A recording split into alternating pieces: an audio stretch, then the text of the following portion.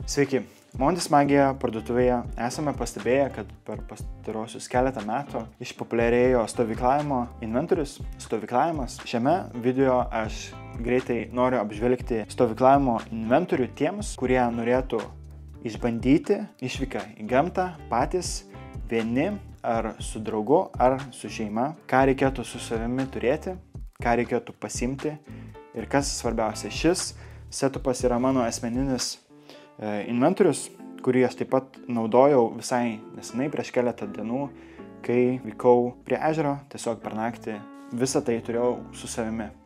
Apart kėdutės, kurią pamiršau ir gailėjaus. Daugelį šio inventoriaus jūs taip pat galite rasti ir Montis Magija parduotuvėje. Prieš pradedant taip pat noriu priminti, kad subscribinkit Montis Magija YouTube kanalą, nes ten šie video yra publikuojami pirmiausia. Tad pradedam. Nuo kuprinės.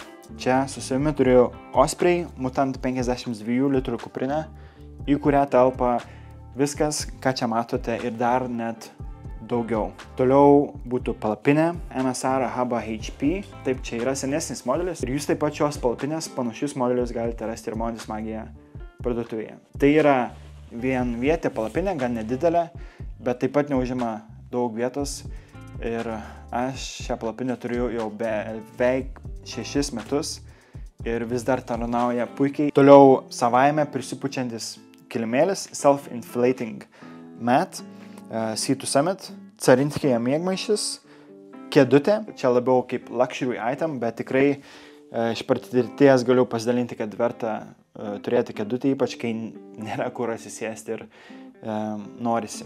Toliau tentas arba tarpas praverčia esant blogam orui. Vandens talpos, buteliukai, termosas. Toliau gan svarbu man asmeniškai saugiai laikyti elektroniką esant prastam orui, jeigu lyja.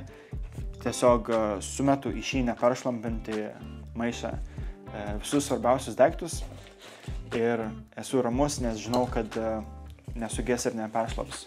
Paprastas pjūkliukas, didelis peilis, mažesnis peiliukas bei šakutė valgymui, tiesiog paprastas žiebtuvėlis. Pirmą kartą vykstant stovyklauti tikrai patariu nekomplikuoti viso proceso ir tiesiog įsibandyti inventorių tai, ką turite, nes tikrai iškils įvairių klausimų ir savo pačiam ir taip pat testuojant inventorių. Pirmoms kelioms išvykoms žiebtuvėlis tikrai yra viskas, ko jums reikia. Toliau uždegimo kapsulės, jeigu lyja, yra prastesnis oras ir mediena aplinkui visur yra šlapia ir yra tiesiog sunku įžiebti laužą.